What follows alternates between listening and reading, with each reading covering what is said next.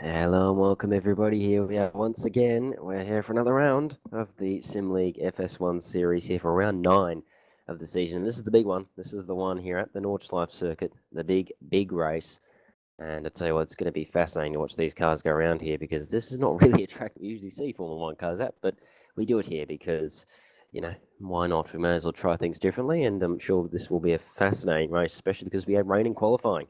There's 50% chance of rain in the race. As always, I'm not alone here in the booth doing the dual purpose of the co-coms and the cameras, as always, is the magnificent Quinton Plain. Say hello, sir.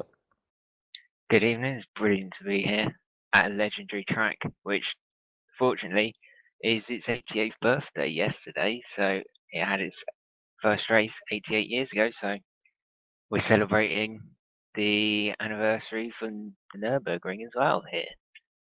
Indeed, we are. Yeah, it's the two anniversaries at once, anniversary for the league and for the actual circuit itself. Very, very timely. It almost like you could, it's almost scripted, nearly you could say. But yeah. So very, very interesting to see how this will go. I must say, I'm not really sure what to expect, really, because you don't really see Formula One cars driving around this track. It's not something that many other people do. So yeah, I'm very intrigued to see how it goes, especially with rain. It's going to be a real who knows what's going to happen kind of fest. Interesting note in the qualifying, we had a few disqualifications, which I found quite interesting. Two of them were from people going over their allocation of laps, which I found quite interesting. And one was, I don't know what it was for, but it wasn't for laps. So I did see a few cars go flying, though, because it was quite a few people going off throughout the session with the rain. It is quite hard. But Sandy Chota got pole, by the way, for Adonis. And there's Dogra there in the reserve car. There's Nilton in FSR. So FSR having two drivers here, which is something we haven't seen from them for a while, but he's in third spot.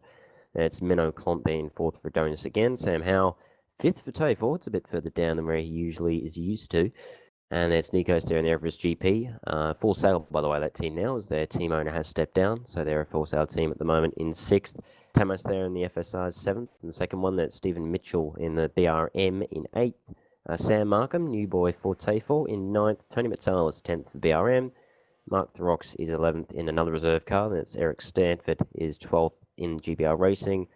Jared Van der Wade is in 13th for Hins. Unfortunately, it's only one car that they're running this one because Stefan McGreedy, unfortunately, having connections issues and couldn't race here this evening. And I believe yours is a bit varied here because we had a lot of people who didn't do laps. But I believe it'd be Vansis who'd be next. And there'd be Piera, Rolf Bass, and one of the Bluebirds. I've only got one Bluebird car here today. Alfred, and that's Owen Golding, Kostas, Theodoros, and Dimir Vuk, I believe, all round out the grid. I'm just trying to pick everyone out there because a lot of people didn't do laps. I believe only about 6 cars actually did a lap in qualifying, which is an interesting note. But yeah, this is going to be fascinating stuff. And I'll tell you what, this circuit, Quentin, of course, it is the legendary Nordschleife. It is such a world famous circuit. And, how are you expecting these cars to handle this challenge? Well, if you actually go to drive around these tracks in an ordinary road car and you get tuition off of one of the many drivers at Nürburgring, they'll often, the number one rule that I'll tell you at the start is stay off the curbs. And it's very much in these F1 cars, you definitely need to stay off the curbs because these curbs are, if you go up on them, your car's going up at least a foot, and a sudden jolt to the suspension, and you're going to be spun off into the wall. And there's no runoff areas here, so if you make a mistake here, that's it. Your race is over. Indeed, no, it's very true. Yeah, as we talked about this before the broadcast, a lot of people we noticed were using the curbs a lot, which is an interesting note because, as you say, it's especially in these cars being Formula One cars and being very low slung to the ground. Any sort of disturbance to their to them getting in the air and then losing the ability to turn and brake by being in the air is a real risk to the stability of the car. It's interesting to note that people are being so hungry on the curbs when they are so big and chunky, really, for curbs of tracks around the world. So it's going to be interesting to see how that goes and if that maybe will be the downfall of anyone throughout the race. Or it's going to be a very challenging race, of course, around this circuit. I'm expecting it to be a bit of an attrition rate, not going to lie. We expect a lot, or not a lot, but quite a few retirements perhaps here because it is a very challenging circuit in any car, really, let alone these cars. alone. So I'm just looking through. We've got our commentator's notes here, which of course Quinton kindly has been constantly updating for us. So big thanks to Quinton for having this compiled. But penalties, not really many to talk about. We've only really, got one, which is Owen Golding for having contact with Vansis in the last round in Canada. Had some license points added for that. Aside from that, there's not really much. There were a couple of disqualifications with their logs not being submitted. Of course, you have to submit your logs to the league and administration, because obviously to check for any sort of tampering of files and that kind of thing. And also, GP got a strike for their attendance. But aside from that, that's really about it. There's a few people at risk for penalties with their license points, and that's something that they were having to keep an eye on. But aside from that, there's not really anything too major in the penalty side, which is always good to see. It means good things, I think, because obviously it means we're having nice, clean racing, which is really nice to have. So yeah.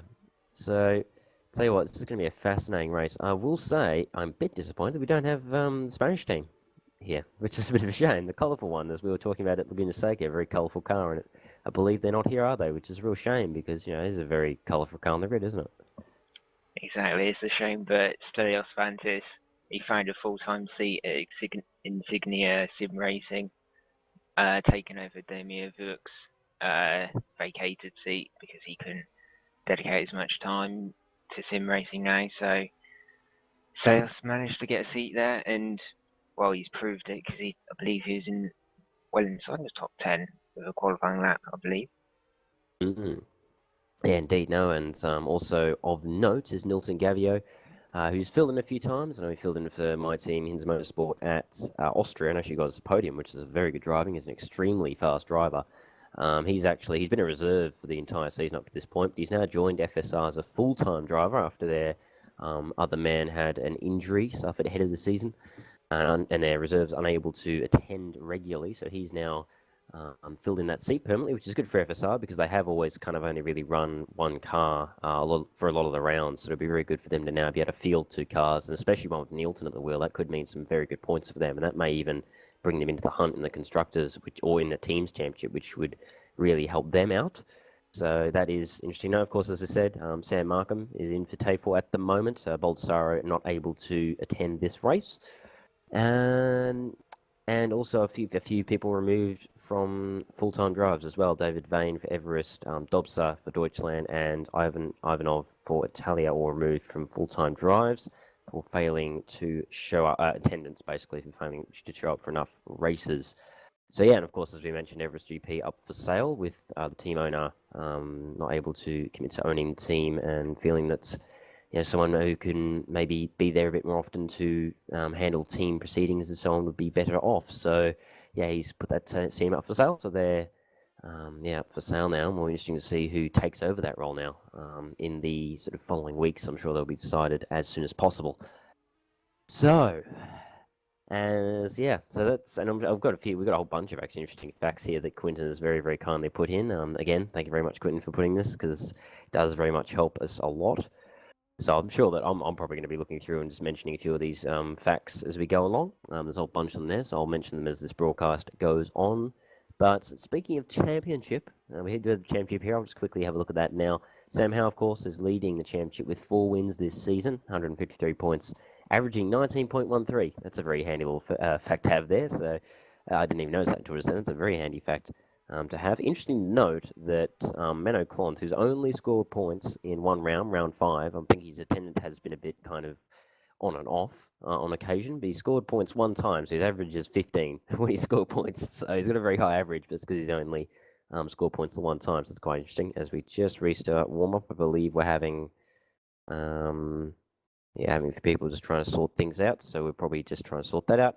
Remember, no formation lap either, so it's a good thing I mentioned the grid earlier on, because, no formation lap. Here, I believe, Sandeep has disappeared, so I guess we're waiting on Sandeep to return. Right, so yes, but no, the championship, it is Sam Howe still leading. He's about 21 points clear of Sandeep Choda. And then it's a bit of a gap back to Theodoros there, who is he's only 42 points off Sam, which is quite impressive because he hasn't won a race yet this season, but he's been very consistent. Only one round where he hasn't scored points, that was round 4, but otherwise he's been very consistent in the points. and I believe that's a lot of thirds. In fact, he's got 5 thirds this season out of 8 rounds. That's quite impressive consistency, I must say. And that's Owen Golding behind him. He's quite a gap back, and he's got Tony Mazzalis just behind him. They're only 4 points apart, so there's a bit of a battle there. That's the 4th spot in the championship. And that's Nikos there in the Everest GP, who's pretty much been the sole Everest GP driver all season long. He's just behind them just behind in a bit of a gap. Back to him, I think. Yeah, it's Stilius Vansis, sorry. Then it's Owen Golding. Then it's Mazzalis. Then Nikos, sorry, I just missed him there. Then it's Baltasaro, who's in 8th, but of course he won't be here this round, so he's going to possibly miss out on some points. That could change things up, depending on how things go. Just behind him is Jared van der Wade. He is on 33 points in 9th there for Hins Motorsport. Again, he's kind of been the sole driver for that team, with Stefan having connection issues for a lot of the season. He's really been the sole driver there. And he's sitting there in 9th, and then it's Tamas there in FSR, rounding out your 10. And again, he's been the sole FSR driver for much of the season. And they're all pretty close, actually, from that sort of 8th down to about 10th or 11th there. They're all quite close there in the 30s, which is quite interesting to see. So, yeah, it's going to be interesting to see. I wonder if hopefully Sandeep can get back on. I think a few people are just having a few little error issues with the game. Hopefully they can sort that out pretty quick, and we won't be waiting too long. And quickly in the teams championship, we'll quickly mention that while we're waiting. It's Tay4 quite handily leading, so I'm sure you're very happy with about that, Quentin. Tay4 leading quite handily on 188 points, and then it's Donis on 147. Another gap back to United Autosport Racing, which, by the way, keeping in mind that their points have, if they haven't been solely, yeah, they have pretty much been solely, very nearly solely, except for one round, scored by one driver, which is Theodorus. He's pretty much scored the team's entire points pool, so that's quite impressive, and they're sitting in 3rd. Ahead of BRM by about, I believe that's 6 points, and they're on 107 BRM. In 4th, that's Insignia, Hins Motorsport, Everest GP, FSR, GVR, Ecuador de Espanol, but of course they only did that one round at Laguna Seca, and I don't know if they actually have any drivers. They probably won't be continuing there, and the only other team to score any points is Bluebird Racing. So yeah, it's all getting quite interesting, the championship, as that battle for the lead continues on between Sandeep and Sam. It looks like no more restarts of warm-up now, so apparently this is the final time, the final countdown, if you will. So yeah, we've got 7 minutes of warm-up left. I think there's a few people just trying to just trying to sort things out.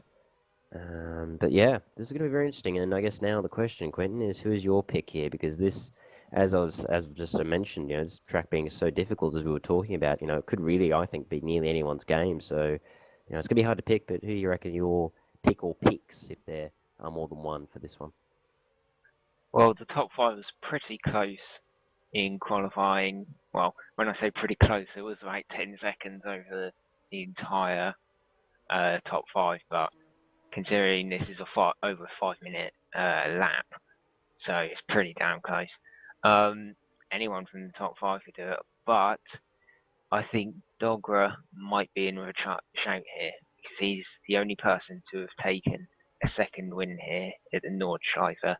So, and he always runs well here. He tends not to run too well at other tracks, but he always practices every year, seems all throughout the year just for this track, and it pays off for him usually. So, my money's on him.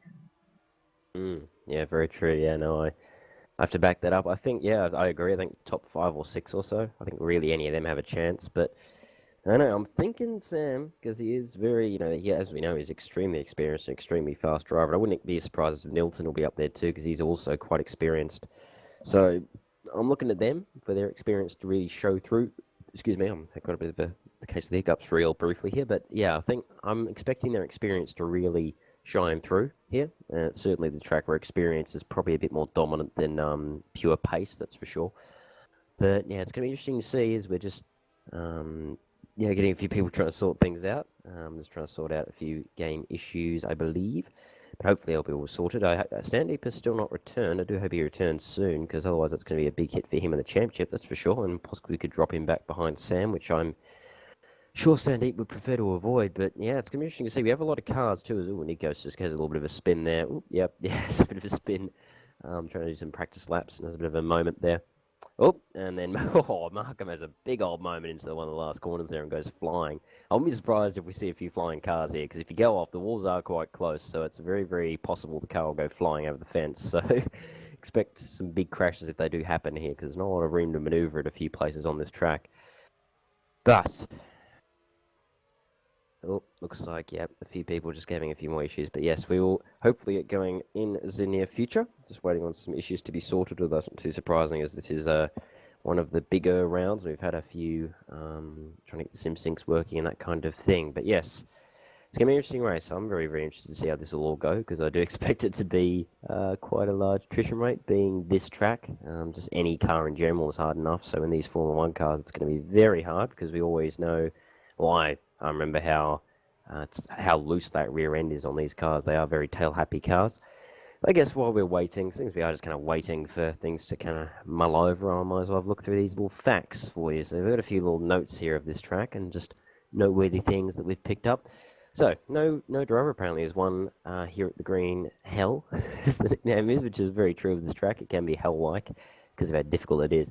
But apparently no one has won twice here in FS1, apart from Dogra. Is the only one who's won twice or more here at this track. Apparently he performs very well at this track, and that proved in qualifying. He qualified high up the field, a bit higher than normal, so his pace does seem very good here. So that can happen, of course, this track being such a famous track. A lot of drivers can really shine here. I do think it really does it shows really the quality drivers. It really does bring out the drivers who really know what they're doing around a track like this, because you can't just have no idea what you're doing and do well here, that's for sure, because it is so challenging. Over 150 corners at this track. There's debate over what the exact count is, because obviously some people count as corners, people don't count them as corners, so a bit of a debate over exactly how many there are, but there are over 150 over here, so yeah, we're not going to be able to name them all, unfortunately, for you guys, but we'll do our best. Apparently, it's Nordschleife, simply known as the North Loop in English, although it's Jackie Stewart who nicknamed the track the Green Hell. I think Jackie's onto something. That's a very, very true point, I would say, especially if you have a bad day, which would be quite common here because of how difficult it is. And yes, because it's such a long lap, if the weather changes, it can be quite punishing, because of course other tracks, because they're only sort of usually about a minute and a half per lap, if the rain does come, you can quite quickly change over. Because you're looking here at a lap that's over 5 minutes, almost 6 minutes long, even in these cars. If it does start raining and you just start a lap, you've got to go about 6 minutes or so around the track as it keeps getting wetter and wetter on dries. So yeah, it's not as easy here, and it really does make it. If it does change in weather, you've really got to make the call at the right time. It's going to make things so much harder for the drivers. And it was 50% chance of rain for quali, which it did rain, and it's going to be 50% chance again for the race. And with those kind of figures, I really do expect it to rain at some point during the race, which is going to be absolutely fascinating to see how this will go. Strategy, again, very crucial, as we were just saying with the rain, and just generally it's very crucial because of the length of the track. If you do perform the undercut and have that grip boost, it can be massively effective. Because of how long that lap is, you can gain a whole bunch of time over other drivers. And there are our sort of notes there. I've just gone through pretty much all the notes we have there, just little noteworthy bits and pieces that we thought we'd, put together. As Sandeep has returned, so I think we have everyone back in the game, so that's good. And we have about a minute 20 left in warm-up, and I believe we'll be going straight to race after that. I don't think we're having any more warm-ups. I think we're just going to go straight in.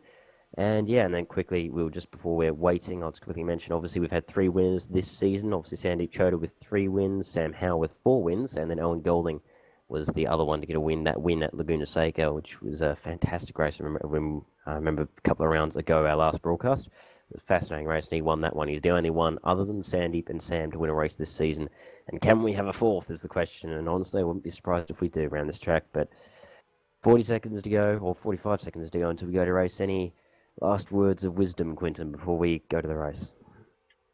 Keep it off the curbs for all drivers. Just keep it off curbs and get to the end of the race. Get the head down and try keep the racing clean so everyone gets to the finish.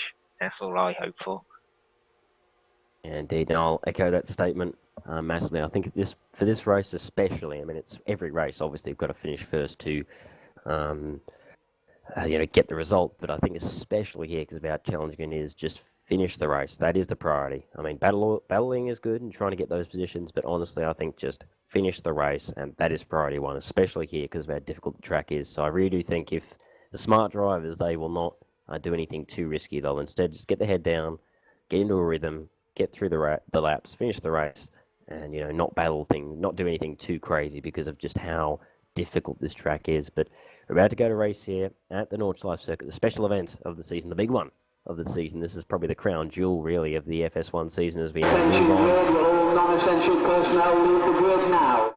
Ooh, get my ears blasted by Mr. R Factor Man once again, telling us, as he said, yes, everyone, get off the grid, please, as Mr. R Factor Man said. Oh, the camera angle's a bit interesting, but here we go. We're just getting ready to line up on the grid, as I think... Ooh, am I getting a syncing issue? No, I think everyone's not getting on, or am I getting a syncing issue? I can't tell. Maybe I'm getting a syncing issue. A little bit of time to sync. We may even need to restart the race, perhaps. I think we're getting a bit of a syncing problem. Yeah, because I'm seeing no cars on track right now as the timer is supposed to be going down. I'm assuming... Yep, oh, there we go. Yep, bit of a syncing issue, but that does sometimes happen. We're all lining up now on the grid for this race. 10 laps. It is only 10 laps, but do remember, it is a 5-minute lap, nearly 6-minute lap of this track. So it may not seem like much, but when you've got 10 laps of a 6-minute track, it does add up. So we're looking at about an hour-long race or so, as per usual.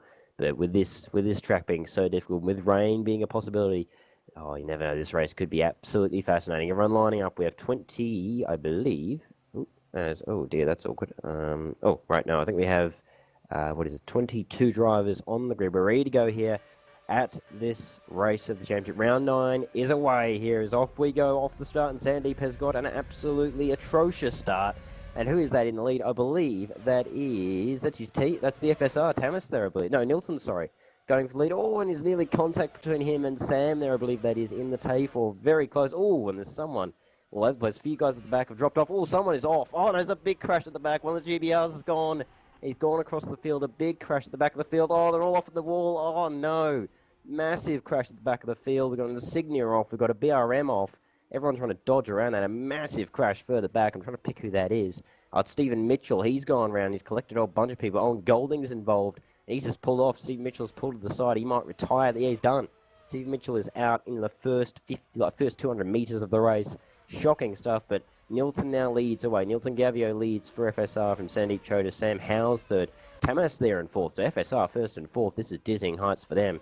And then it's Menno Clont there at the back end of that in fifth, and Dogra in sixth. The man, as we've said, the only man to win this race more than twice. And he's right in the back of Menno Clont there. And it's a bit of a gap back to Nikos there. That's Rolf Bass, Mark Throx, and then Demir Vuk there. And they're both in reserves. In fact, they're having a lovely battle there over ninth spot there, those two. And then it's Eric Stanford behind that, Mitsalis, Theodoros, Sam Markham, the new boy, Kostas, veteran, Jared van der Woud, who's just behind him, actually. And then it's Owen Golding, Van Sis, and that's Alfred there, who's off in the Bluebird. He rounds out your field. No, it's Joel Pereira, actually, rounds out your field, but he's around as well. So a whole bunch of little things going on here as people are around, but I'll tell you what, Quentin, that start, there's the big crash. I wasn't surprised, but I'm quite surprised people managed to avoid that. Oh, no, we did a bigger one. Oh, no, sorry. Oh, big crash at the back of the field. Theodoros is involved. Jared Vanderwade's involved. There's a whole bunch of cars off. What has happened there? That is a huge crash. Let me just see if I can try and pick what happened. That was just huge. Oh, boy. Yeah, that's a big crash. So massive, massive crashes going on here.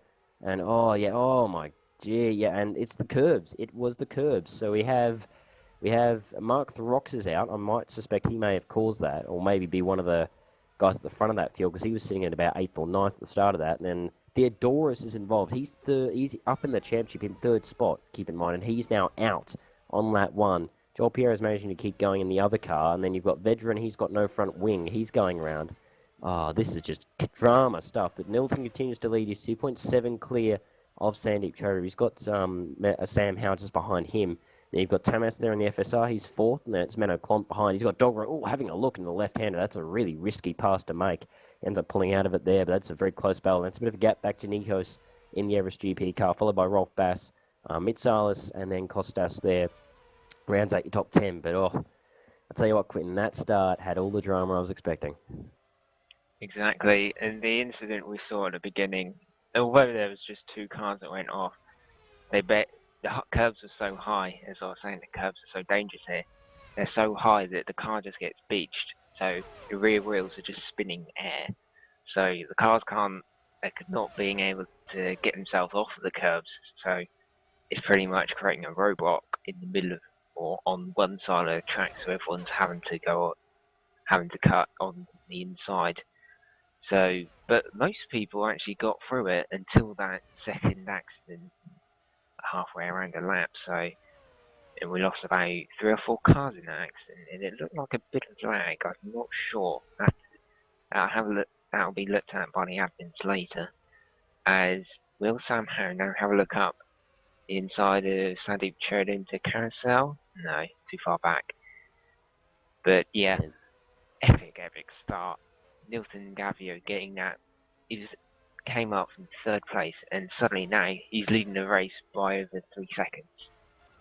Yeah, indeed. No, ooh, I was just seeing, ooh, big crash there. That was Rolf Bass. He's just retired for GBR from top 10. He's now out. You've got Kostas, unfortunately, he's out. Theodoros, as I said, is out. So we've got 5 retirements, and we haven't even done a lap yet. So that just shows the attrition rate here of this track. And actually, Eric Stanford's going around on 3 wheels here as he's trying to get around to pit lane. So that's a bit of an interesting sight. There are 3-wheel GBR cars. Dimir Vuk just goes wide behind him. But oh boy, I tell you what a start, what a start. So many incidents going on. As I said, it is such an attrition rate. But I did notice, I was watching Nielsen just then, and I'm just going to watch him now, although he did just use the curb there, but I did notice for a few corners he wasn't using the curb, which, as we've said, is kind of the golden rule. You don't want to use the curb, but he's using it a bit there, he's using it a bit here and there, but he's not using it too much. I think he's trying to avoid it at all costs, because he just knows how much that kills you in these cars, and he's trying to avoid it. As actually Sandeep's on a big pressure from Sam Howe here. As Sam looks to the inside, he's going to get moved on. Well, the side-by-side through the left hand. Oh, there's a bit of contact just there. Oh, they managed to get through all right. That was very close racing, but well done to those two as they battle away there. But this is helping Nilton. He's just galloping away there in the lead, and it's a bit of a gap back to Tamas, actually, who's in 4th. There's, oh, Sam Howe there just a bit wide, but yeah, that's an even bigger gap, actually, back to Menno Klont, who's also still under pressure from Doggeras. Oh, hello, Nikos is around in the Everest GP car. He's got a big gap, actually, back to Tony Metsalis, but he's around in Everest GP. He's going to try and flip that around. Hopefully he doesn't have an incident. I'm trying to see where Metsalis is. Metsalis, no, he's way back, so he's avoided that nicely. But yeah, no, drama starts as the fight for second continues on. Here we go down the back straight again to finish, or main straight, sorry, to finish our first lap here of the race. And it is still Nilton Gavio leading the race from Sandeep Chode. Sam Howe behind him. Now, keep in mind, Sam Howe on the super soft tyre, which is why he's so strong here. He's got the pacier tyre, but that will mean it won't last as long. And I'm interested to see pit stops here, because I'm not really sure how long the tyres will last around here. So it's a bit of a interesting experiment that we'll have to keep an eye on. But look at that. Sam Howe's actually just dropped big time behind Sandeep Chode. I suspect Sandeep maybe's got a much lower downforce setup, and same with actually Menno as well. He just flown away from Dogra, so I suspect they both have quite slick setups, so to speak, which is interesting to see as we look through the field.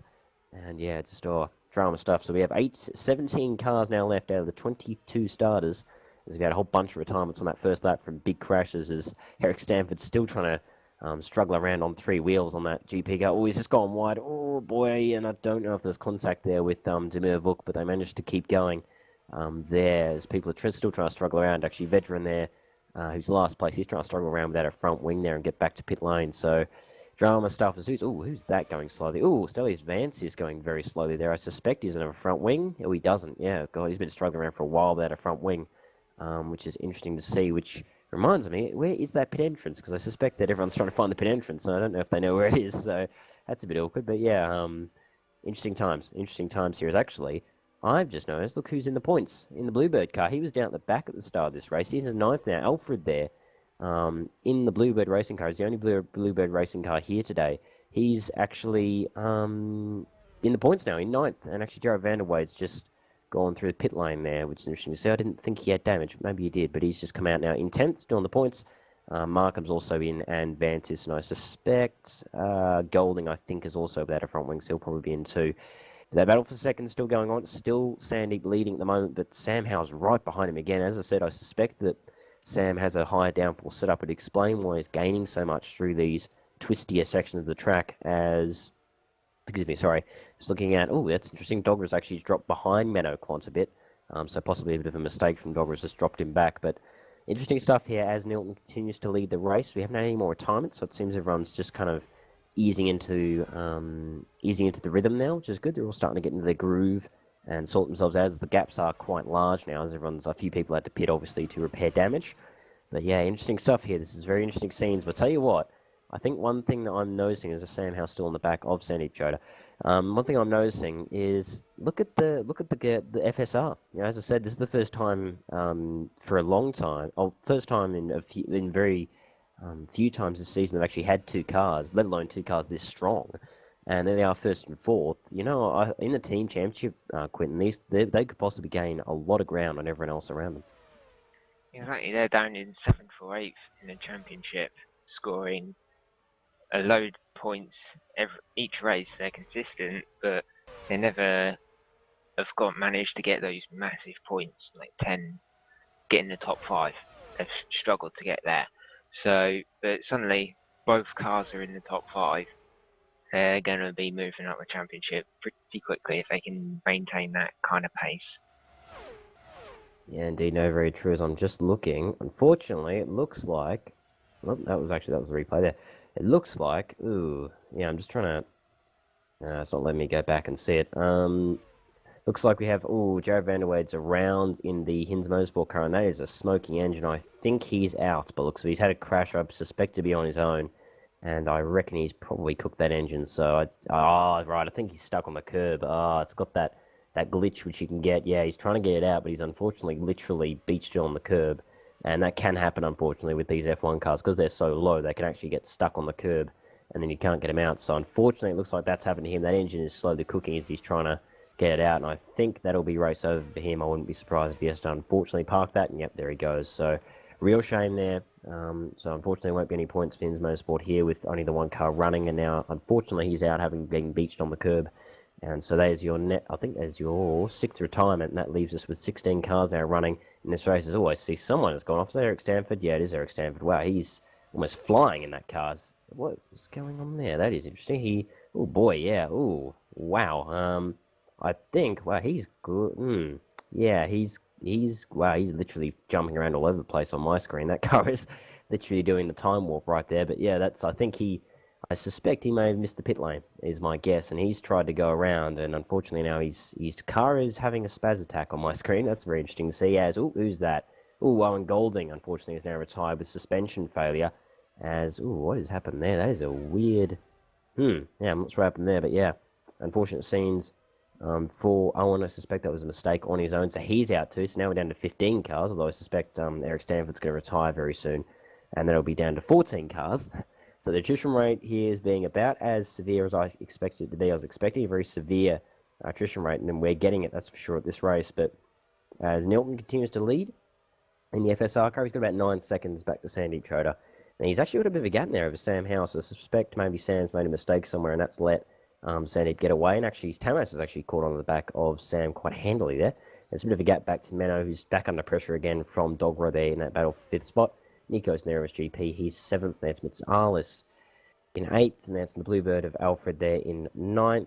That was a lock-up, right? I thought he'd blown engine there for a brief second. There's, I know, it's Owen Golding dropping back. And then it's Sam Markham, the debutant for T4. He's sitting in 10th in the points at the moment. He's got Joel Piera and Vansis behind him. Obviously, as we said, Vansis here, and he's... Joel Piera there going around at the carousel there, so he now drops back behind... Vance should be able to get that going again, theoretically. He hasn't beached it, so he nearly beaches it on the carousel there. In fact, he may have. No, he gets it going right, so there you go. But yeah, no, that drops him behind as Vance now is flying off the back of Markham in that battle for 10th. That's for the final points. Markham's gone off. Is he kept it going? He just keeps it going nearly into the wall. Good catch there, I will say, because that could have ended very badly. Manages to keep going, but that now lets Vance through. He now gets in the points in his first drive for Insignia, and his first permanent drive here in his new outfit for Insignia. That'll be good for them, obviously, with the retirement from Golding. They'll be wanting those points for their championship hopes. But yeah, interesting stuff here is Howe now trying to catch back up to Sandeep. And really the main fight is between Dogra and Klomp there for 5th spot, as they're trying to battle that out at the back end there of the top 5, as we're down to, as I said, down to 14 drivers. We've had 1, 2, 3, 4, we've had 8 retirements in the first lap. Yes, we just completed our second lap, by the way.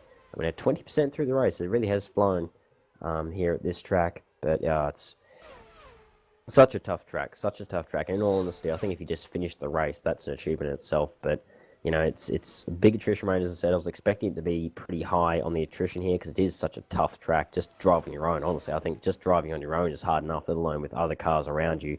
It is a real challenge of a track, really a test of driver skill and just experience and everything. As oh, what's that? That was a bit of dirt. Is that anything? No, I think it was just me seeing things. I thought I saw someone going off, but I think that was just me seeing things going on. But yeah, no, the main battle really at the moment is, as I said, between Clont and Dogra. Everyone else is a bit spread apart because, as I said, Sam Howe, I suspect, must have made a mistake somewhere, which is why he's dropped back behind Chota, sorry.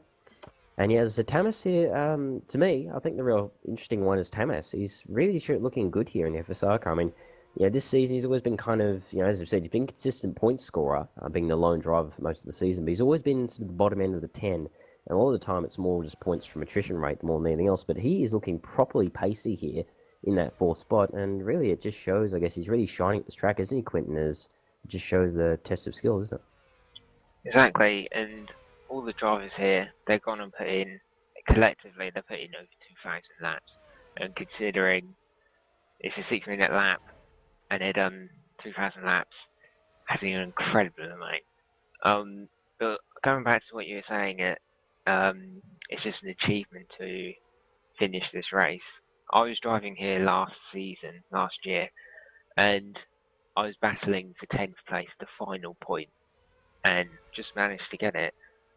But it was still an achievement, even though I wanted more points. Obviously, I was so happy to have actually finished 10 laps at Nordschleife and managed to not crash it or anything, which I hadn't done in practice. 10 whole laps of not crashing, so it can be very rewarding for those who actually finish. Yeah, indeed. No, it's very true. I agree. Yeah, just the finish. I think if you can just finish this race, let alone where you finish, just if you just finish, I think that is an achievement itself because it's just that hard of a track. In any car, let alone cars like this, with, as we said, with being so low, the curves being so high, a little moment of loss of concentration or just a little miscalculation by even something like a meter, if that, is enough to send you off. So it really is such an unforgiving track. So just finishing is enough here. As actually I was just noticing Vancis has dropped back behind Pierre, so I'm going to guess that he's had a incident somewhere. So that gives Markham back 10th spot. So on that last point in his debut, which is good for him. Hopefully he can keep it going. And again, credit to Alfred here in the Bluebird Racing. They're in 9th, having a good race. Looking quite good in that car. And a team that's just trying to get their footing, obviously being a bit of a late entry this season. They're trying to get their footing in the series and looking pretty good here. I must say, after starting it near the back and dropping back in the early stages, he's just managed to avoid trouble and just really benefiting now as that battle between Clont and Dogra still goes on. And it's good. And Dogra, as we said, the only man to win here at the Green Hell, as Jackie so nicely put it, I guess, in the nickname. Dogra, the only man to win more than once here at this track. As I was just talking up Sam Markham, unfortunately, I may have commentators cursed him as he's retired with suspension failure, and that crash is why he's lost it down into the flying right-hander down the hill, and he's just gone ricocheting into the wall, a big impact down into the wall there, and I suspect he would have had massive suspension damage, and he's unfortunately called it a day, and that is him now out of the points. It's a real shame for him on debut to go out in such a spectacular fashion. But again, good stuff to him up till that point. He was looking quite promising. But again, it's a very tough track here, and he's now the 9th retirement here.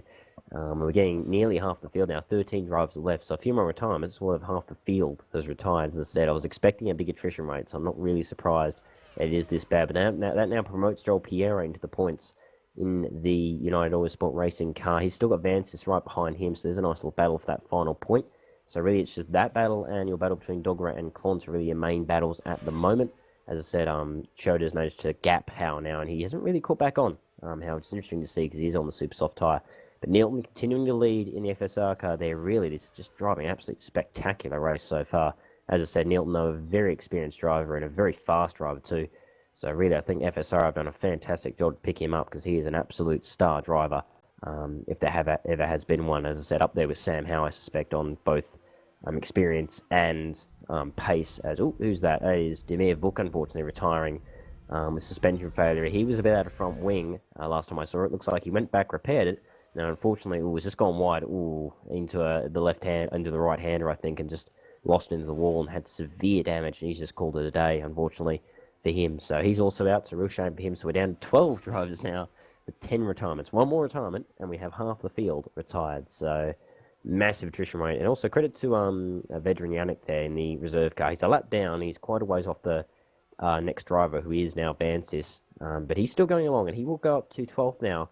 As that the retirements as he goes past them, as actually Vancis has just got past Piero, by the way. He now moves into 10th spot, takes that final point for Insignia. But yeah, this is attrition rate. Nilton now leads by 13 seconds over Sandeep Choda. It's now Tamas in third, thanks to Sam Howe. He just went to the pits to do a pit stop and went out again on the super soft tyre. That's interesting to see. He's done another super soft stint, whereas everyone else on the medium has managed to stay out for the one stint. Even Tamas actually staying out for an extra lap. So, again, this just shows that strategy cool. But interesting to see if he can make that undercut work, as we were talking about. Maybe he can gain bucket loads on people like Sandeep and Tamas. But, speak of Tamas, he's gone off. Oh, no, into the right-hander. He's gone into the wall. As he's still got a front wing, but I suspect he'll have steering damage. He's not moving. Oh, no, is he... I think he's got beached in the gravel. Oh, that's a real disaster for him. He's having such a great race in that FSR car. He's sitting there trying to get out of the gravel. He's spinning furiously. He gets it out finally. And I think he'll continue on. Bit of wheel spinning into the wall he goes again. He's dropped now to 5th spot. Sam's gone past him. And in fact, he might be under pressure. No, Nikos is quite a ways back. He's still trying to get it going. I think he's stuck on the curb again. Again, that just shows these cars, they're just so low that you can get them stuck on such little small bits of ground that really, something like a GT car, you wouldn't have to worry about. The engine now is smoking. I think he's going to cook it. He doesn't get going soon. As there goes Nikos now. He drops another spot. Dogger goes past as well. And he's dropped back, as I think Dogger's pitted as well, by the way. He finally gets going. So there you go. So he's finally going again. Tamas continues on, but that engine is smoking. Hopefully, for his sake, he doesn't. Oh, he's gone to the wall again. Oh, drama here for Tamas. I'll tell you what, Rick Quinton, it was such a great race until now. But hopefully he can keep going. But, real shame. It just shows how quickly things can turn around here at this track.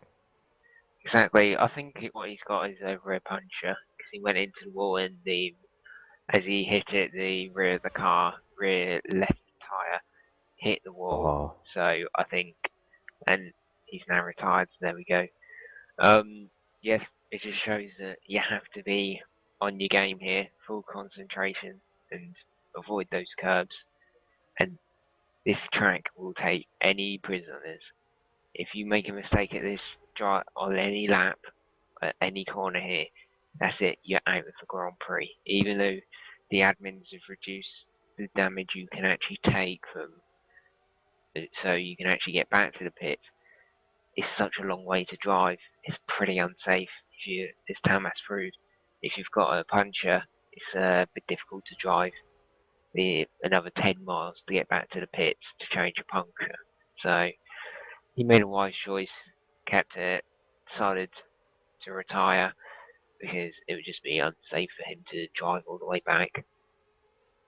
Yeah, indeed. No, it's very true. I think I can echo that sentiment. It's probably good driving in the end. I mean, he could have struggled back, but he was probably more likely to get taken out by someone and then ruin someone else's race. So, probably a good call there. But yeah, it's a real shame for Tamas. He was looking very good in that 4th spot, and that was probably going to be one of his best finishes of the season if he managed to keep it together. But unfortunately, just a mistake. As we said, this track takes no prisoners at all, and even the slightest error and you can be off into the wall. So a real shame for Tamas there. And that's going to ruin the FSR's team's chance of a double points finish. But Nilton is still leading. He's now 19 seconds clear of Sandeep. He just keeps going. Nilton, as I said, showing his class here at this track. But again, as we just saw, it can take the little puny amount of concentration loss, and then you're done. That is the end of your run. So, it could take a small concentration loss and you'll be off. So it could all change in a moment's notice. So we'll keep an eye on that. But Nielsen looking very promising here. He's 19 seconds clear of Sandeep, and then it's a bit of a gap back to Menno Clont, who's got the recently pitted Sam Howe trying to get past. He's not letting making it easy here, Menno. He's not just pulling over and letting him go. Again, I suspect this might be a bit strategic. He's probably trying to help Sandeep here in his championship fight, of course, he's having with Sam. He's probably trying to hold him up a little bit and make that undercut a bit redundant, which is a interesting thing to see going on, but we'll see how that develops as Dogger's going along quite nicely with the medium compound tyre, keep in mind. He, of course, pitted, I think, recently, which is why he's dropped back behind Menno. And there's a bit of a gap back to Nikos. He's on the medium too. That's Vitalis, but on his own in the medium. And then it's that, as I said, Alfred there, Vincil there in the sole Bluebird car here at this race. He's now in 8th thanks to Tamas's retirement. So really good stuff from him. He's quite a ways off the back, about 3 minutes off the lead, but he is going along still and going quite nicely. So if he can keep it up, it's going to be good points for Bluebird, and they need them to get their campaign kickstarted and really get them going in this championship, in team championship. Vance is 9th now, and that puts Joel Piera in the points. He's now in 10th. So pretty much if he just finishes, because he's quite a large gap back to Veteran there, if he can just finish as... Oh, who is that? Is that Veteran? Hang on, let me have a look. Is that Veteran that's gone off? I'm trying to pick... Yeah, it is Veteran. Oh, he just had a big crash down into... I believe it was one of the sort of... Right, it was a right-hander there. Left-right. He's clipped the curb. He's doing exactly what we were talking about. The curb. He's just clipped the curb, unsettled the car, and round he goes. I think it was right in front of Dogra too, so that was a close call for him, as I believe he's got all 4 wheels, so he's kept going. Oh no, he's got stuck on the track again. Look at that, that's not even on a curb, that's just the track undulation. He's managed to get stuck. I hope he doesn't come out in front of anyone. Okay, he's managed to get going. Hopefully no one's coming around to go into that. Nope, he's managed to get going alright, so that's good. Managed to avoid any sort of contact there. But yeah, a bit of a drama there for Veteran, but yeah, I was just going to say, Pierre, if he can just finish now, he'll get a point, and that'll be good for United Autosports to keep them in that constructors hunt. As Sam having a look here at Menno Clance through the straight. He's going into the short. What is kind of this goes on to, of course, the Nürburgring circuit, the GP circuit, of course, which is the 24-hour race uses. So just going through that part now and back into now the regular part of this Nordschleife circuit that, of course, everyone can go around at their leisure. But look at this, Sam Howell all over the back of him now. He's on super soft tyres, remember, so he's going to have a lot of pace. You know, this track is such a thin track, it's really hard to pass, really anywhere in this track, especially, of course, with the undulation and the big curves. It's really hard to really do a lap on your own, let alone pass other cars here. So Sam's trying to get past Menno, but again, Menno's not making it easy. So he has a look here, but not quite close enough. And again, I really do think this is a bit too tactical here from Menno. He's trying to desperately hold him up and get Sandeep to just get away, so that way he can then come out ahead of him and then keep that position. As look at this, Sam goes to the right-hand side. He's looked down the inside. I don't think he's close enough, and he has to pull back. But say what, this battle is quite fascinating here, Quinton. I wonder if it's going to have sort of impact later in the race with his battle with Sandy. Exactly. Sam's now, I believe, over 30 seconds down. Although he's made a pit stop and Sandeep hasn't. It's a massive time loss to make up. Let's say that Sandeep now pits. We're halfway through the race, so he's likely to pit soon. 20 seconds maybe, if that. The pit speed limit has been raised here. Not sure what to though. I think around 40 miles an hour. But Sam Howe's got to make another pit stop because I believe he's going on all super softs for 3 stints, and then but. Is that going to be, are those tyres going to give him A, enough pace to catch up, and B, can he maintain the concentration levels to keep on the track? Yeah, indeed, no, it's very true, exactly right. So it's a different strategy. I think most others, a few others are on the super soft. Pierre and Alfred are both on the super soft. Still Pierre just having a mistake there through the right-hander. He still goes wing right. Oh, and he's just gone off again. Oh, he's gone off again into the wall. Ooh. Wings still attached though, but that's looking, he might have a bit of suspension damage perhaps to that car. As we said, they did reduce the damage for this round to try and make it easier for these drivers here, because it's already hard enough just doing a lap on its own, let alone with damage to think about as well. I think he may have steering damage. May explain why he's, yeah, it looks like it's crabbing quite badly, so I think he's got quite bad steering damage there on that car, but he's still going along, which is the main thing. But yeah, he's him, the blue racing car, and Sam. Everyone's using the super soft here. Everyone else is using the medium, which I suspect means they're probably going for a 2-stop rather than 3. But as I said, yeah, Sam will probably try and do a 3-stop would be my guess. Although, who's that? That's, is that Vance just on the super soft, or is he just gone? I'm trying to pick. Oh, okay, he's just going into pit lane, I believe. Right, so, yep, he might change now to the medium, I believe, in that car. But yeah, Sam's he's pretty much the only front runner doing the super soft strategy. As that's interesting. He's shown as ahead of Menno here, and on my screen, I suspect that might be a timing glitch because he's actually behind him on track. So, sorry, no, I was looking at the replay. Terribly sorry. Looking at the replay, that was my fault. Yep, just made the pass. Sorry about that. I was looking at the replay of that, noticing it. We've got a good run, and then just managed to get it down the inside. Menno pretty much had to give him the spot, so that now gets him clear. And look at him go. He's just absolutely bolted from Menno. He's already got about a good second or two on him in the space of about 2 or 3 corners. So big gap already from Sam. Just shows how much grip he actually had in that car. So now he can really push, but he is, last count anyway, he's about 40 seconds or so behind Sandy. So he's lost quite a bit of time getting stuck behind Menno. So it's going to be interesting to see how this goes when they stop. Because, of course, if he is sticking to that strategy that we've just talked about, he's going to have to make another stop. And I assume Sandy will only make one more stop, because I'm expecting he'll go medium, and then go to the end would be my guess.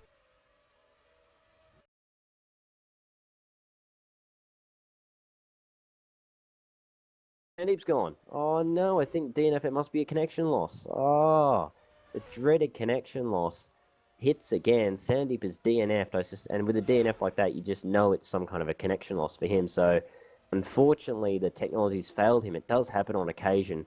It's a real shame when it happens to ruin such a fantastic race. So Sandeep, unfortunately, is out of this race from presumably technical difficulties, which you just couldn't avoid. It does happen every so often. I know a few people have issues with that, and it can happen. It's happened to me as well. You just lose connection for a brief second, and that's all it takes to DNF. So, real shame for Sandeep. So that's going to really negatively affect his championship hopes with Sam. I'm sure he'll be fuming in that car. So, real shame for him. So now Sam Howe really has an easy run to second. Let's be honest. Really, he's now going to move up second place, a long way behind Nilton. And now he's just really got to keep it on the track, and he's going to gain a bucket load of points on Sandy. But a real shame there, Quinton, that the dreaded connection strikes again. Exactly, halfway through the race, you've got this far. He's thinking now. He's got the area around him pretty much clear. No one's going to battle him pretty much for the end of the race. So you just focus on getting to the end of the race, and then suddenly connection lost. It's such an annoying feeling when that comes up and you're doing really well. I know I've had it happen to me once or twice before, and it is heartbreaking when you're up in the podium. Yeah, indeed. No, it's very true. Exactly right. Especially in Sandeep's position, he's possibly in the position to gain points on Sam and sort of take a bit of a fight to his championship lead. But now with that retirement, it's going to mean Sam's going to gain a whole bucket load of points if he can finish it. Of course, he's got to finish first. See now, I believe, is that him? No, sorry, that's Nico's just pitting. As we also had Dogra retiring, by the way. Oh, hello. Alfred's actually just had a spin in the Bluebird car. Is he heading the right way? Oh, he is. Okay, right. I thought he was heading the wrong way for a second, but no, he's heading the right way. I think he's okay. Let me just have a look. Oh, yeah. Oh, boy, that looked like pretty heavy contact again. As we said, they did lower the damage for these cars, but that did look like a heavy hit. But yeah, Dogra, unfortunately retiring as well. I had a look on the replay. It was just lost it over one of the many undulations, or one of the many little crests on this track. Unfortunately, just lost it and made heavy contact with the wall. I think lost 2 wheels, so there was no way he was going to bring it back to the pits, and unfortunately he's out.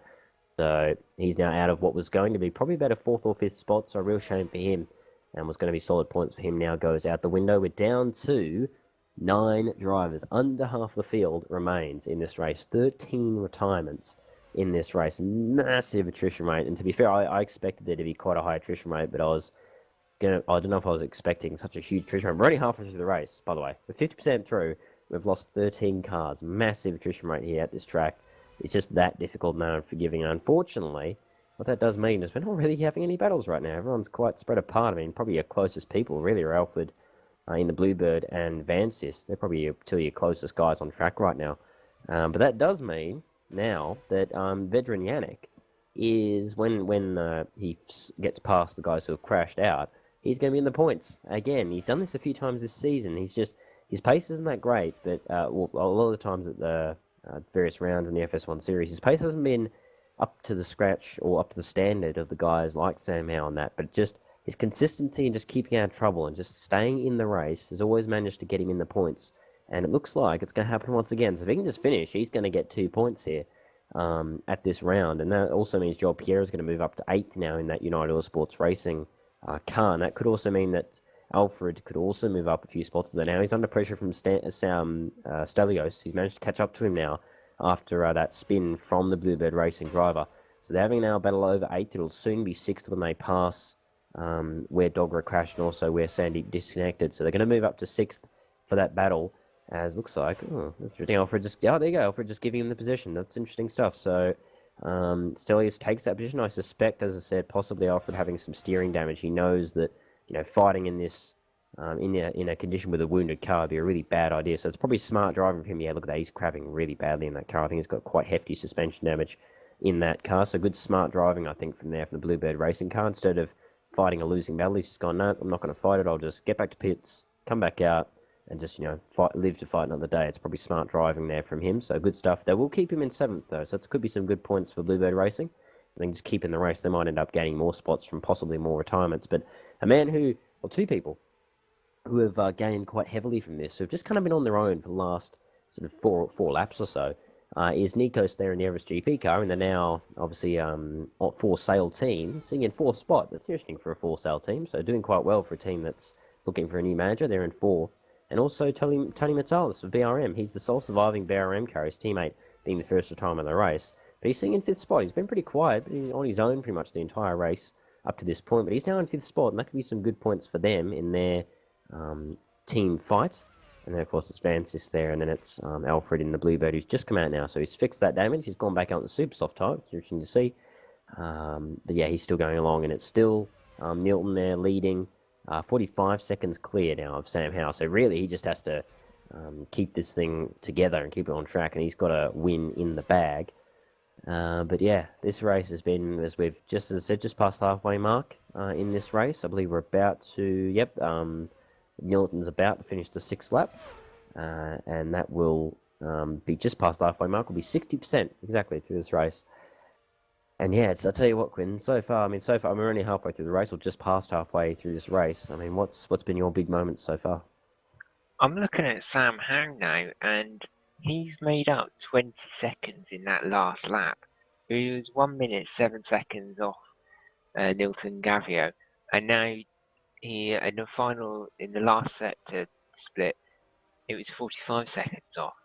So he's made up 20 seconds in the first half or 2/3 of this lap. It's incredible pace, but you got to think he has got the soft tyres on, and maybe he can pull off a pretty good masterclass here. If he somehow can get another set of the options on, and then absolutely fly for the final couple of laps in the race, he could stand a chance. We may have a battle for the lead. Yeah, no, indeed, you're very right. He really did gain. It was about a minute 7 seconds at the last checkpoint. Then he put it down to 40 seconds.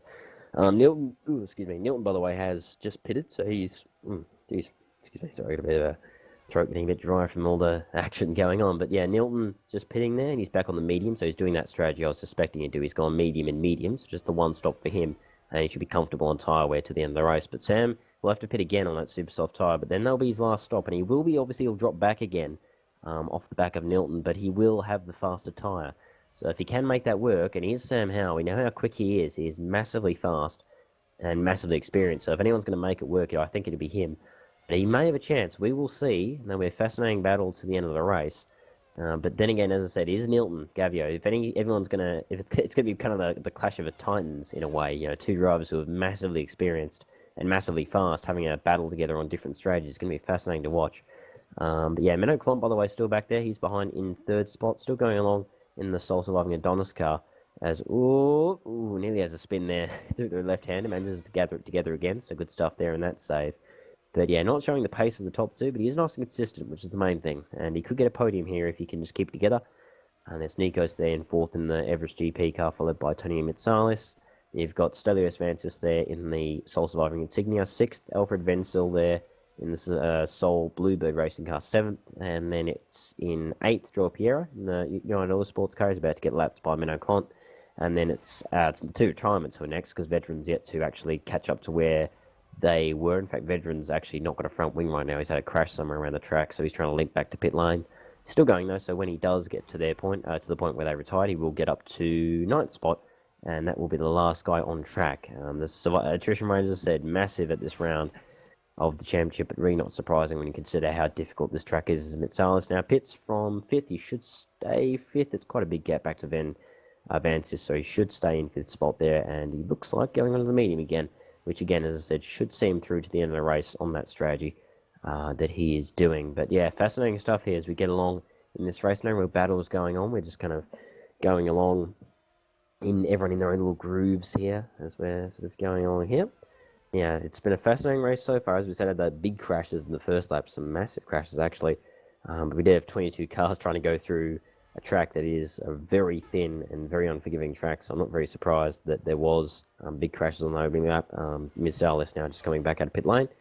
But yeah, fascinating stuff here as we go along. Nilton's still leading. It's been pretty much a flawless race from him so far. But as we said, Sam, on that alternate strategy, can he make it work?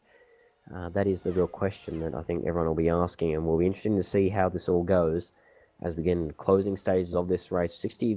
About 6 of 10 laps through. We're entering the last few laps next time around. As I said, I suspect Sam will probably pit next lap, I would say, and that should mean he'll have 3 laps to go on that set of option tyres. I mean, you should see how he goes in the last stint of the race. But yeah, fascinating stuff so far up to this point. As Nilton now just going through the carousel in the sort of second half of the lap, he'll be going around to start the 7th lap of this race very, very soon. And yeah, it's been fascinating stuff so far, and I'm really interested to see how that battle for the lead will go with the differing strategies. Yeah, no real battles going on, as I said. Everyone kind of in their own little space now in this race, but plenty of time for that battle to really reignite in the lead. I'm going to be interested to see how Vance goes. I think he's got quite good pace in that Insignia car. I'm going to be watching to see if he can maybe catch Gonzalez there in the BRM car, because he's on the faster tyre too, possibly pulling a similar strategy to Sam. So I'll be keeping an eye on that, personally. It's a little battle I'll be watching as this all goes on. As Sam's actually dropped back. Nilton's just gapping Sam a little bit. I suspect that's because obviously being on an old set of super softs, maybe their prime is just passing. I think the new Nilton's new medium tyres are just shining a bit now in this particular part of the race. But yeah, fascinating stuff here as we go along. But yeah, really interesting stuff. The rain yet to come though. We were expecting there was a chance of rain, but no rain has come yet. But that would really throw a spanner in the works, I must say. But I mean, who do you think here? I mean, yeah, it's hard to pick obviously at this point in the race. But who are you thinking out of Nilton and Sam? Who's your pick to possibly take this at this this point of the race? You mentioned rain. You just cursed it out. We're gonna get rain at the end. That is gonna happen now. Yeah. I would say Nilton is in a dominant position. He is pulling away from Sam on the slower tyres. So even though, hang on though, he's just spun it. He's just spun it. Oh dear. I cursed him now. Oh dear. So, well, that completely changes it. I think he's still in a dominant position. By the looks of it, Sam Hang might have made a mistake as well. Yeah, indeed. Yeah, no, it looks like they've both had a little bit of an error. It's actually, that's interesting. Nilton, sorry, does continue on. We're expecting that. Sam, let's have a look. He should pit this lap. I would suspect he would. Yep, there he goes. Yep. Goes into the pits now. And then it'll be his second and final stop. That should be. Third and final stop. That should be for him on the Super Soft. And I think, I'm interested to see if Menno should be right. Wow, he's really crawling around in that car again. That'll be him just trying to get to the end of the race. He does have quite a gap over Nico, so he can afford to just try and cruise around and just get to the end of the race at this point in time. Veterans finally, by the way, gotten past Sandeep and Dogra, where they retired, so he now moves into 9th spot. And yeah, no, very interesting stuff for Sam now back out onto the track. And that will be the one we'll be watching with interest as we've completed now 7 of 10 laps, 3 laps to go of this track, as actually Menno is dropping back like a stone. Oh, Menno's round actually, and Nico's, is he going to get round? Oh, yep, Nico's good stuff to avoid. Menno is round, and he now drops to 4th spot, and he's got stuck on a... Oh no, look at that, he's got stuck on the track. He's got stuck on the track itself. Will he get going? He's revving. I would be careful, Menno, or he gets going. I was going to say, I would be careful in doing that, because you'll end up burning the engine, but be thankful, as yep, this engine just has a little bit of smoke there as I was... saying that, but he's managed to get going again. He's limping around. He must have had an accident somewhere, because he is going at absolute snail's pace in that car. He's still got a front wing. He must have either I suspect he's got big steering damage, because this is the only reason I can see why he would be crawling around at such a slow pace. Let me have a look at... it doesn't look too bad if it is steering damage, although there might be a little bit. I don't know what's going on there. That's a bit strange, but that now puts Nikos on the podium in the FS3 car. It's a bit of a development that I wasn't really seeing coming. Nikos now is in on the podium. And again, as we said, that team is up for sale right now. They don't actually have a team manager, technically speaking, at this moment. They're looking for a new one in the current times. As I said, I would suspect they'll try and get that sorted in the coming weeks before the next round. But he's now in third spot in a team that is technically for sale, which is quite fascinating to see. As my phone has just had a little bit of a moment as we go along. But yeah, isn't that fascinating, Quentin, that Menno, from what was looking like a comfortable third, is now maybe fourth in that team, and that puts a team for sale on the podium, which I think is quite fascinating, isn't it? Exactly. It makes Kirsten's decision to put the team up for sale. He'll probably be regretting that now suddenly.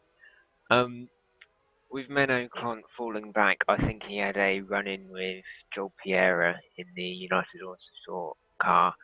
I think it was Menno Clont was coming up to lap him and managed to get past, but I'm not sure what happened, but they just tangled on one of the corners and they both ran into the gravel, I believe. So obviously Menno took a little bit of damage there, and hopefully he's got it repaired now. So 3 laps of blasting it around the track. Yeah, indeed. No. Yeah, it's very true. Yeah, no, very true. It's an unfortunate mistake that has occurred, but he's still going. He's pitted now. He's put on the super soft, so it could end up being an advantage in the way. He'll be on the faster tyre, less likely to make any mistakes. But yeah, no, Menno, it's third and fourth though, so we're still going to get possibly some good points for Adonis. But yeah, fascinating stuff there in that car as we go along. But yeah, no, very interesting stuff as veterans now 2 laps down, but he's still going, which is the main thing, and that could be good points for him. Alfred's still going in that Bluebird car. He's now in 7th spot as, who is that? Did I see? No, okay, don't worry. I thought I saw someone without a wheel, and I was going, oh, hello, but no, he had a wheel. It was just me seeing things, don't worry. But Sam is only 25 seconds behind Nilton, and he's got probably about 2.5 laps to go. And he's, as we said, he's on the fast tyre. I reckon he might have a chance. I'm not gonna lie. I reckon he has a chance to get that lead, and that would be fascinating if he can do that. And that could be a real masterstroke from him. He is, as I said, he's an experienced racer. Nilton really matching him in that department. But this really shows the mirroring strategies here. You've got one who's going for the more pit stops, faster tyre, and the other one that's going for the slower tyre, but less pit stops. And it may end up being that the more pit stop strategy works, which is really quite interesting to see. And Sam he could be on the cards if he can get it. That'd be his 5th win of the season in 9 rounds, which is over half. So a bit of a dominant performance here from Sam this season. But again, as I said, he's a very, very experienced driver, so I'm not too surprised he's managed to do that. But yeah, interesting stuff here as we go along, and it's 19 seconds. He just took 6 seconds out of that sector alone. So this gap is absolutely galloping down for Sam, and he's now going to be flying up to the back of Nilton. I hope we could have a real cracker of a finish here to this race. And as I said, we saw with Menno how difficult it was for Sam to get past him. So just catching Nilton won't be enough. Obviously, passing him is a completely different ordeal. But, oh boy, I think rubbing my hands together a bit here, because this could be quite a fascinating finish to this race. We've had a bit of a lull, obviously, in the sort of middle sector of this race, as everyone's been a bit spread apart. But we could have a real cracker of a finish here. And yeah, I'm watching this with absolute interest. But yeah, it's fascinating. It really is. But you know, I think a real shout out, honestly, to I know he has a front wing door. I thought I saw someone there a front wing. But yeah, real shout out I think to Alfred there in that Bluebird racing car. He's been quite good here. He's been not very pacey, but he's been very consistent up to this point, and could be on for good points for that new team. Obviously later in the series, but you know, it's good to see, you know, one of the new teams and one of the younger, more sort of new drivers doing quite well here. Exactly. We love new teams. Anyone can come here and start a team here and bring some drivers in, and they're guaranteed to get some good racing here. And you going back to rubbing your hands, you're saying you're rubbing your hands together for a epic battle at the end. This is pretty much the previous special race we had at Laguna Seca. It's just the same. We had pretty much a dramatic start and then a lull in the middle, and then suddenly there was a battle for the lead of the race at the end, which unfortunately I missed. So it's just repeating itself. History is repeating itself. So it will be incredibly interesting to see whether Sam Harren can pull it off, whether he can keep that pedal down and keep those tyres alive. Yeah, indeed. Yeah, no, it'll be fascinating to see how this all goes in this last bit of the race. It's down to 16.5 seconds, by the way, so it is coming down slowly but surely in this last part of the race. So, yeah. And also, I do apologize if I am cutting out every so often. I've been told by the viewers that apparently I'm cutting out every so often. It is possible I do every so often keep putting my hand off the push to talk button. I keep forgetting how quick it cuts off the mic, so it's possible that that's why I'm cutting out every so often. So sorry if that's happening. I keep forgetting how quickly it cuts the mic off when you put it off the push to talk button, because I'm used to a bit of a delay, which I don't have with SimSpeak. So that might be why I'm cutting out every so often. If it is happening, it might not be. So apologies if it is happening though. So I'll try and remedy that. But yeah, no, it was hello. Oh, hello. Is that a puncture? Or is that a lockup? It was a lockup. Don't worry. I think no. Is that a No, it was a lockup. Okay, I think it was a lockup. Right, I just saw a bunch of smoke off Nilton's car, and I thought for a second he'd locked up, but that might be... Oh, I had a puncture, but I think it was a lockup, but... No, I think that is definitely a puncture. Yeah, He look picked at that. up a puncture from somewhere. Oh, no. So, yeah, I saw the smoke, and I thought, there's no way that... Yeah, he's definitely got a puncture, so he goes off there. So, absolute drama scenes here in the last few laps. Unfortunately, Nilton has had a puncture in the lead. That's got to be a puncture. He's managing to keep going, though. He's still flying around considering he's got a puncture, but that's definitely a puncture. There's no real denying that as he struggles around. And that is going to hand Sam Howell the lead now in that T4 car. And so look at this. Unbelievable scenes. Nilton has drove a flawless race all race long, and from somewhere he's picked up a puncture. I'm going to guess that he must have tagged the wall somewhere. That's just punctured the tyre. That's generally... how you get those kind of things. So unfortunately for him, he's had such a spotless race. And unfortunately, it's all come apart here in the last couple of laps. Sam now just coming up to the back of him. He's probably seeing him struggling around, rubbing his hands together, going, oh, here we go. I don't actually have to bother anymore. It's just on for... I was going to keep it on the track, and I've got the win settled. So Sam, about to go past him. I'm sure he won't try and fight. Won't try and do anything risky, because you can probably see that Newton's got some kind of a problem. I'm sure he won't do anything too stupid. Again, he's Sam Howell. He's a very experienced driver. So I'm sure he won't do anything stupid here as, Nilton's just getting out of the way. He knows he's got trouble. He's not going to try and get in his way. Great driving there from Nilton to see Sam coming and gives him room. So there you go. Sam Howell now takes the lead after Nilton has dominated this race. Sam Howell now, with 2 laps to go, 1.5 laps to go, has taken the lead as Nilton unfortunately gets a puncture. He's having to limp around. And you know what? Nikos now, he might even come up to second spot in a team that is for sale. I just find that so fascinating. It's a team for sale. And he might well go into second spot. It depends how much time Nilton loses. He's still got quite a lot of lap to go, so I think he's going to lose quite a lot of time here. Now, we're interested to see if Nikos maybe has spotted what's going on. He might well be pushing a bit harder here to try and get into second spot. So fascinating stuff here as Nilton tries to struggle around with the puncture. But this hands Sam Howell the lead. And surely you've got to think he's just got to keep it on track. And this could be his 5th win of the season. What has been a very, very impressive one from him here in this season of FS1 for Tafer, and the first, of course, season with custom teams and privately owned teams in it. So there you go, fascinating stuff. It's all kicked off in the final round, final few laps here. It's a real shame that we had such a titanic battle that could have happened in that last lap. It's a real shame that unfortunately that has happened, but such is racing. As we said, is such an unforgiving track. Little mistake and you can be gone, as we're seeing with Nilton here. And I think that's what's happened. Probably just a small error. As he nearly goes around, he's trying to limp it around the track. As I say, it's probably just a small error. Probably just a little tag with wall, and he's had a puncture, and that's all it takes in these cars to have some kind of issue. So unfortunately, he's dropping back. As I said, I really do expect he'll drop behind Nikos. We'll see how that goes. Depends how quickly he gets back to the pit lane. It does look like Nikos is pushing quite hard. I think he's possibly seen that Nilton's having an issue. He's pushing extra hard to try and gain time for when he inevitably pits. I think Menno Cornt's a bit too far back, so I don't think he'll drop down below 3rd. So at least he'll still be a podium for Nilton, but it could have been a win. What could have been for Nilton, as Sam's going to be not far off starting the final lap now. He should be in cruise mode really in that car. I suspect he'll just be cruising around because he knows he's just got to keep it on track, and that'll be a win for him. But fascinating stuff here in this race. As just a big twist in the end after a bit of a drama-filled start at a drama-filled end. It just doesn't go away, does it, in this race? But I'm keeping an eye on this gap. I'm trying to see if Nikos could potentially take that second spot from Nilton. If it is just a puncture, if he doesn't have any additional damage, it should be a pretty quick stop in that car. It should be just pretty much stop and go, really. It should just be in, get the repair, get the new tyre, and then get going again.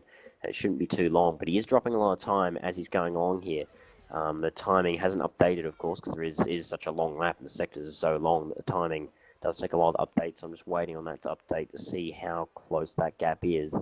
But yeah, no, fascinating stuff here as Nilton's going along. He's now finally on the main straight now, so he's going to be close to the pit lane.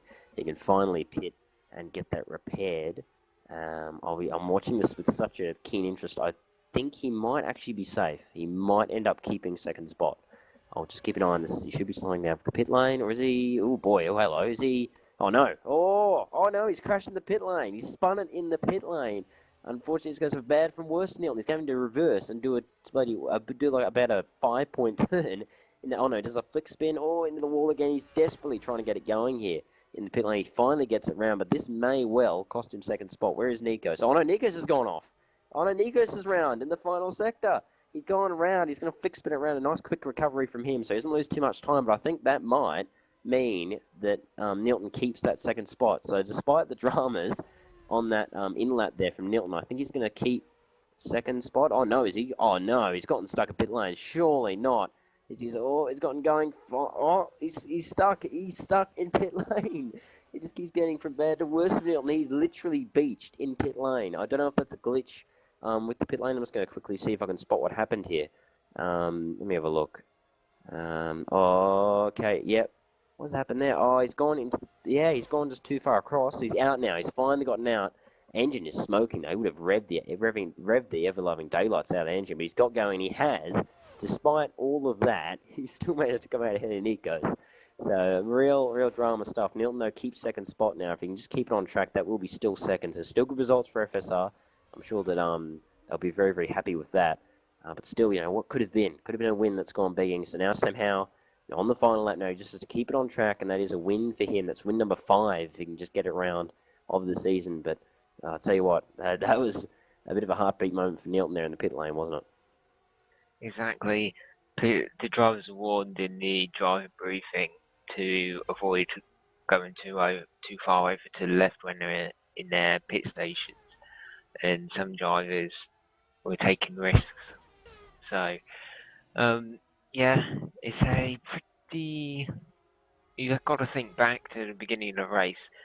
FSR were running first and fourth, and now suddenly Thomas has retired, so they've lost fourth place, and then Nilton Gaviardo was running in first, got a puncture, and now is clinging on to second. We'll see whether he can maintain that. It's just gone all wrong for FSR here today. Yeah, indeed, no, it just shows this track, doesn't it? It just doesn't leave any prisoners at this track. And Neil, unfortunately, on the pit lane, just going a little bit too far to the left. And as I said, because of how low these cars are, because there is a bit of undulation on this track, they just can get stuck very, very easily on little pits of undulation. And speaking of getting stuck, veteran Yannick is actually stuck on the grass in ninth spot. He's obviously had a spin there. He's tried to turn it around and get going again. Unfortunately, he's stuck on the grass. Look at that. You look at that, it looks like he's just stuck on nothing. But I suspect with how low these cars are, just a little bit of a undulation difference in the ground, and they can be stuck. And unfortunately, he's out. So he's had to call it after just, looking like again, just surviving, just getting through the race and doing exactly what I thought, as I suggested drivers will be wanting to do, just get through the race first. And he was looking good for 2 points, to get a couple more points for him. And unfortunately, he's got beached on the grass, and unfortunately, he's had to call it. So a real shame for him, after looking like getting some more points here in his campaign. It has ended in tears, and that leaves us with 8 drivers left now in this race. A massive attrition rate at this race. As I said, I suspected it would happen, and it has happened indeed here at this particular round of the championship. And that is the case again. So unfortunately, another retirement there, and that leaves us with 8 drivers left. As Joel Piero, they're having a little excursion off the track into the right-hander there. He keeps going, though, in that United Autosports car. But yeah, on the final lap now, who is that? Is that? Oh no, Menno's off again. Oh no, Menno's had a big crash there somewhere around the track. I'm just going to try and pick up what happened here. Let me have a look. He's just gone. Oh, he's just gone wide. Oh, okay, generally gone wide. He's gone off track and then spun it on the grass and had a little bit of a tag with the wall. He's got going again, so he's still going along, but Menno having a few little instances here. It's dropped him back to 4th now, and that's given Nikos the podium there, which is very good stuff for him in that team, which, again, as we said, that team is for sale. They don't have a team manager right now, and he's sitting there in third spot. Could get a podium for them. So that just shows this track. All you got to do is survive. Just survive, have decent pace, and you can really reap the benefits here as he's sitting there looking pretty for a podium for Everest. And I'm sure he'll be very happy with. That can really show how strong they are in that car. But here we go. Sam Howe now is just coming through the sort of final section of the track. He's only got a handful of corners to go now in that car. It's been a dominating performance. Well, it was looking like a dominating performance from Nilton, but little mistake, as I said, little mistake. It's all it takes. And then that can hand a victory to another driver. And that's been the case here. A little mistake from Nilton that has handed Sam Howe the victory here. Fantastic drive from him. Once again, showing that class and that experience he has in that Tay4 car. He's going to come on now onto the main straight. Fantastic race from him. He's made the alternative strategy work. He stayed out of trouble, kept it fast, kept it consistent. And here he is going to be about to cross the line for a 5th win of the season for Sam Howe now. 5th win out of 9 rounds. An unbelievable season it has been for him so far. He's going to come across the line any second now and win the race here in the Nordschleife track. I believe that the line should be here. There it is. Yep, under the line. It's under the bridge there. He takes the win here for Tay4. Great drive from Sam Howe. Really fantastic stuff in what is one of the most, if not the most challenging race of the season. Really great stuff from him, and he takes the win for Tay4. Nilton Gavio still going on second, though. He's going to get a second spot. Good points for FSR. But, I mean, I'm sure he'll be sitting there thinking, what could have been if he hadn't had that little mistake. It could have been a win. Could have been a first win for him of the season, and it could have been our 4th win of the season. But unfortunately, it's not to be.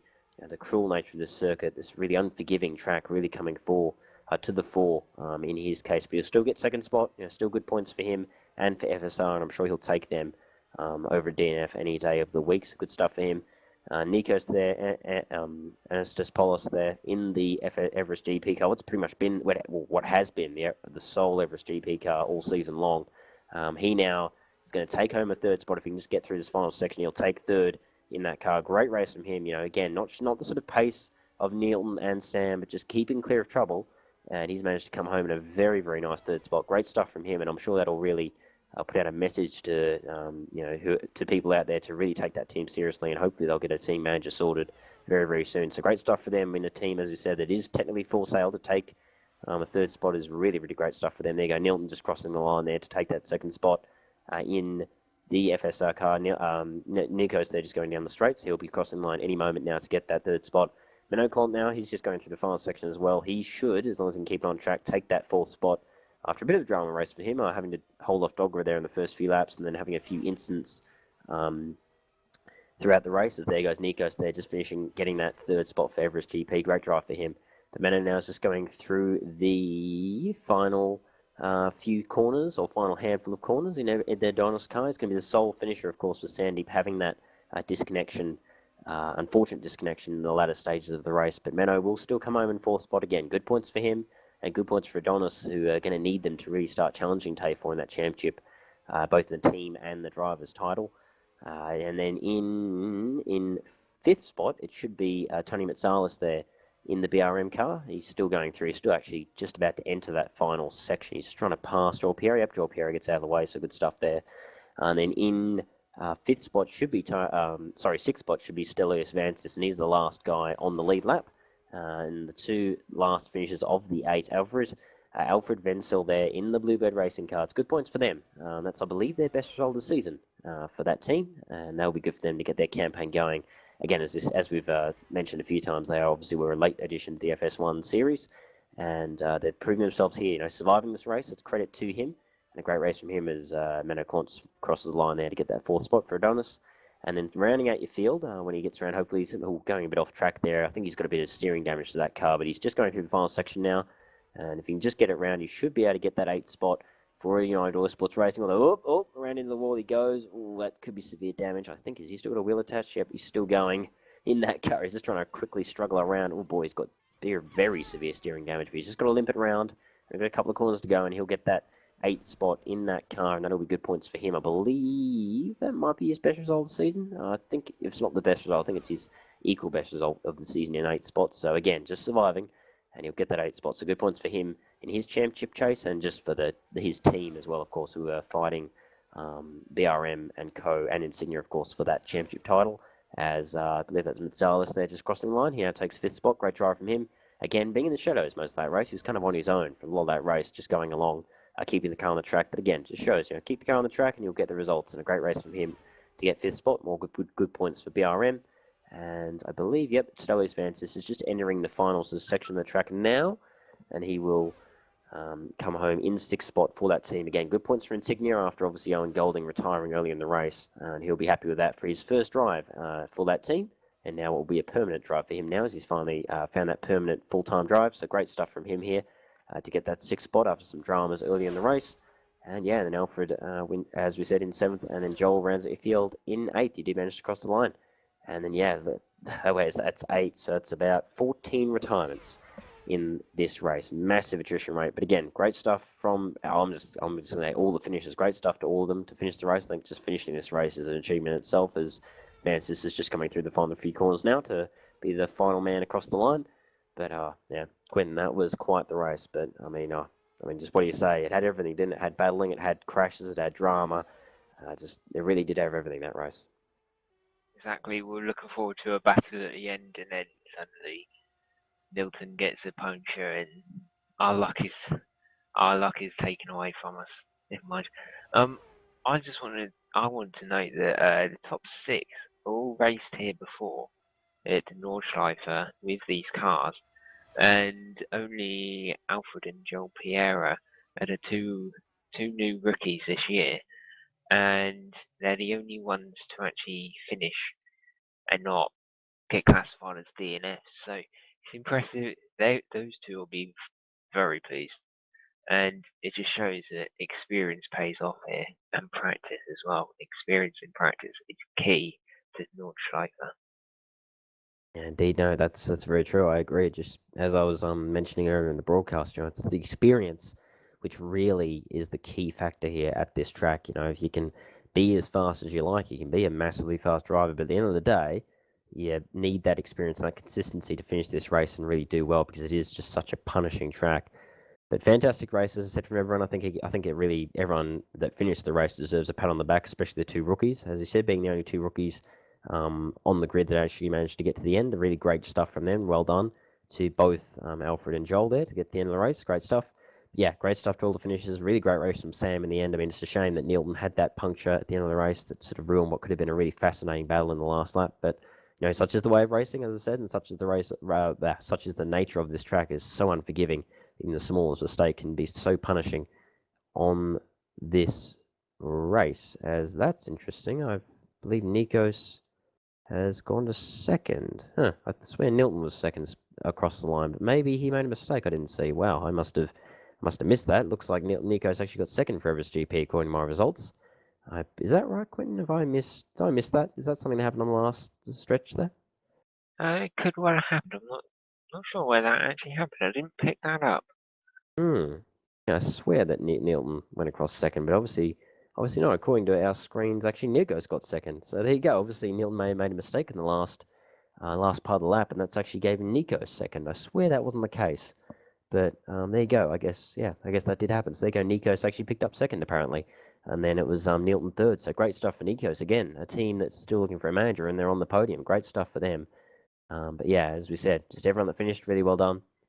Good points, as I said, for T4 again with Sam winning. That's going to help them in their fight with the donors for the team championship. And as we said, with Sandeep having the connection issue, that means that Sam's going to have a whole bunch of points that he's going to gain over Sandeep in the championship. It's really going to help him in his fight to take this title in this season of FS1. But I guess that is it from us for this round of the season, round 9 of the FS1 series, and the special event around the Nordschleife circuit. But I guess now I'll ask you, Quentin, your final thoughts for this round.